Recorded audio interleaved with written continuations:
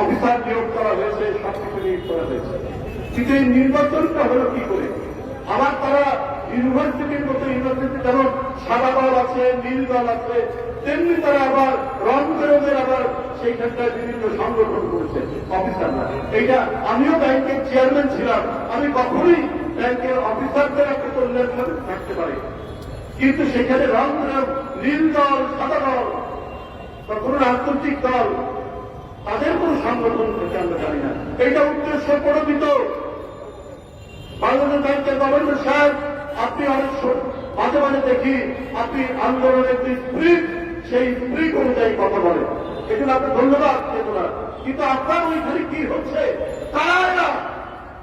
তারা এখানে নির্বাচন করছে, আবার ভরাও করে বলে যে তারা নাকি আওয়ামী লীগ সমর্থিত নীল দল সেখানে জিতেছে।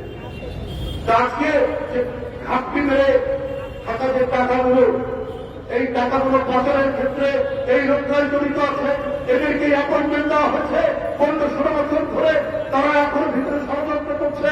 আপনি তাদেরকে চিহ্নিত করে তাদের বিরুদ্ধে ব্যবস্থা নিচ্ছেন না কেন? কি এমন ঘটনা হয়েছে যে এই মুহূর্তে দ্বন্দ্বের সাথে বলতে পারে? এর কারণ কি? এর ঘটনা কি? কোথায় কি হচ্ছে? আমরা শেক্সপিয়ারের একটি হ্যামলেট নাটকের একটি ডায়লগ প্রায় বলি, something is rotten in the state of Denmark.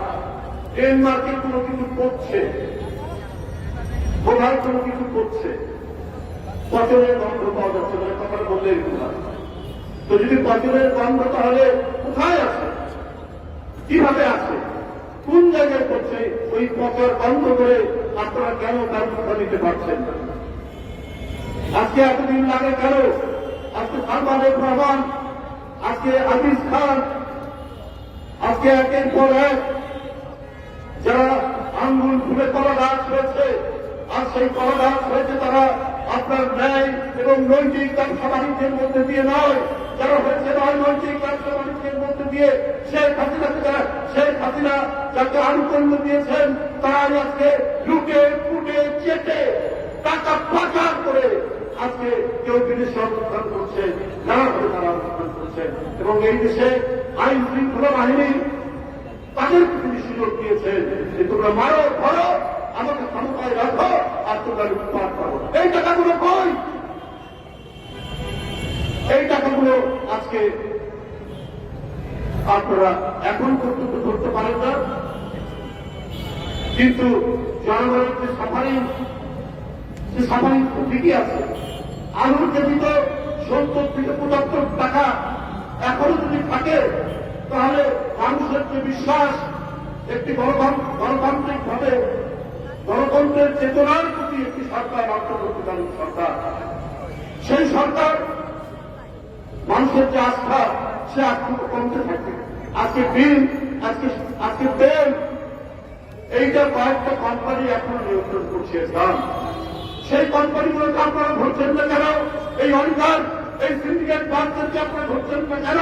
কেন দিনের দাম এখনো আকাশচুম্বী থাকছে? কেন সয়াবিন তেলের দাম এখনো আকাশচুম্বী থাকছে? এই যে নিম্ন আয়ের মানুষ, এই যে কৃষক, অটোরিকশা চালক, এই যে তেলবিয়ালা, তারা যে এখনো আগে যেমন খেত এখনো তাই খাচ্ছে, কেন এই পরিস্থিতি হবে? এখন তো মানুষ একটু সুখের মুখ দেখবে, সেই সুখের মুখ এরা যদি না দেখে, এই গণতান্ত্রিক চেতনা, এই যে আত্মদান, এই যে রক্তপাত, এই যে আপনাদের জীবন দিয়ে দেওয়া, এই যে সম্পূর্ণ ব্যর্থ হবে। আর কয়েকটা আপনার সুখে থাকা উপদেষ্টা এসে বারবার কথা বলবে, আর তারা নিজের মতো করে যা ইচ্ছা তাই করবে। এইটা চলতে দেওয়া যেতে পারে না। আজকে অনেকেই দীর্ঘদিন বঞ্চিত ছিলেন, শুধু চাচা, মামা, ভালো অথবা ছাত্র জীবনে বিরোধী দলের কোন ছাত্র রাজনীতি করেছেন বলে যারা ক্যাডার সার্ভিসে এসপি ছিলেন, এসপি থেকে গেছেন।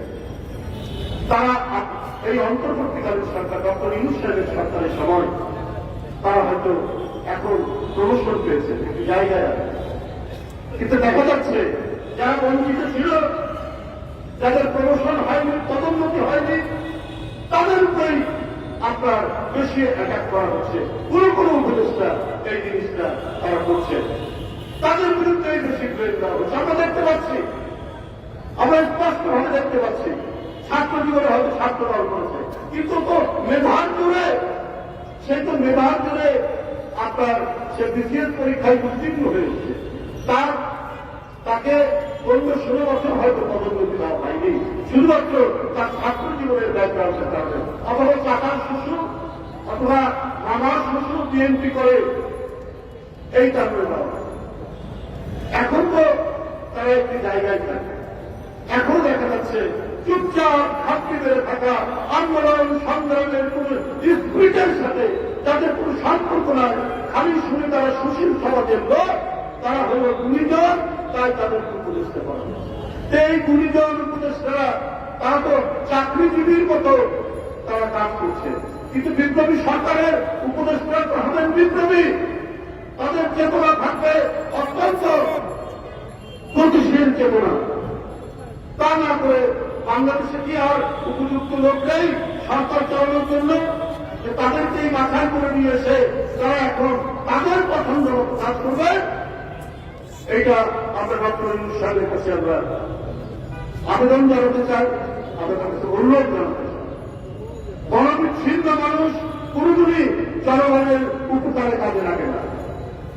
গণবিচ্ছিন্ন মানুষ কখনোই কল্যাণকামী এবং বিপ্লবী কোনো কাজ করতে পারে না। বন্ধুরা আমার, আমি বক্তব্য দীর্ঘায়িত করব না। আমি আজকে এই যে এই সভায় আমি যারা উপস্থিত যারা সবাই শ্রমজীবী নয়, আজকে শ্রমিকদের বিরুদ্ধে এখানে উপস্থিত আছেন, এবং শুধু শ্রমিকই নয়, যারা এই গণতান্ত্রিক আন্দোলন তাদের পরিবারের অনেকেই আত্মহুতি দিয়েছে, যাদের সন্তানরা লেখাপড়া করতে, তাদের যাতে লেখাপড়া হয়, তারা যেন লেখাপড়া চালিয়ে যেতে পারে, এইটি আজকে অন্তর্বর্তীকালীন সরকার ডক্টর ইউনূস সাহেবের প্রতি আমাদের অনুরোধ। আজও কেন আমি বঙ্গুতে 4-5 দিন আগে গিয়েছিলাম, আমি এবং জাতীয় স্থায়ী কমিটির সদস্য সালাউদ্দিন আহমেদ, যিনি প্রায় 9 বছর ভারতে যাকে পরিচয় রাখা হয়েছিল, বাংলাদেশে ঘুম করে ভারতে পাঠানো হয়েছে, আমরা গিয়ে দেখেছি। এখনো 86 জন শুধু বঙ্গুতে কাতরাচ্ছে, কারো পায়ের মাংস খুলে গেছে, কারো পিঠের মাংস খুলে গেছে, কারো এক চোখে গুলি ঢুকে চোখ ব্যান্ডেজ অবস্থায় আছে। এটার দায়িত্ব কি রাষ্ট্র নেবে না? এই যে এতগুলো রিক্সা অর্থনীতি মানুষ সাধারণ করত, এটার দায়িত্ব তো রাষ্ট্র নেবে। আমরা বিরোধী রাজনৈতিক দল, রাষ্ট্র তো আমাদের হাতে নেই। দলের পক্ষ থেকে দলের ভারপ্রাপ্ত চেয়ারম্যান তিনি সর্বাত্মক ভূমিকা নিয়েছেন, তারা তারা আমাদেরকে পাঠাচ্ছে। আমরা বিএনপি পরিবারের নাম করে বিএনপির লোকজন নানাভাবে তিনি প্রতিদিন চাকরিকে দাঁড়ালে যে সমস্ত পরিবার ভিত্তিক এই আন্দোলনের স্বৈরাচারী সরকারের পুলিশ শিকার পাঠাচ্ছে, কিন্তু দায়িত্ব তো রাষ্ট্রের, রাষ্ট্রই তো এই পরিবারের দায়িত্ব নেবে।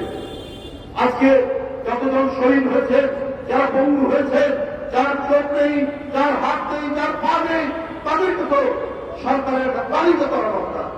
সেই তালিকা করে তাদের হয় মাসিক ভাতা বা পরিবারের কেউ উপার্জন থাকলে তাকে উপার্জনের ব্যবস্থা করা, এটা তো সরকারের দায়িত্ব। আমি আবারও দাবি জানাচ্ছি আজকের এই সমাবেশ থেকে, যে সমস্ত রিক্সা চালক ভাই, যে সমস্ত শ্রমিক দলের নেতারা, শ্রমজীবী মানুষ মারা গেছেন প্রায় 97 জন, তাদের পরিবারের দায়িত্ব, তাদের ভাতার দায়িত্ব রাষ্ট্রের, অবিলম্বে তাদের পরিবারের ভরণ পোষণের সম্পূর্ণ দায়িত্ব রাষ্ট্র নেবে। এই দাবি আমি করছি অন্তর্বর্তীকালীন সরকারের কাছে।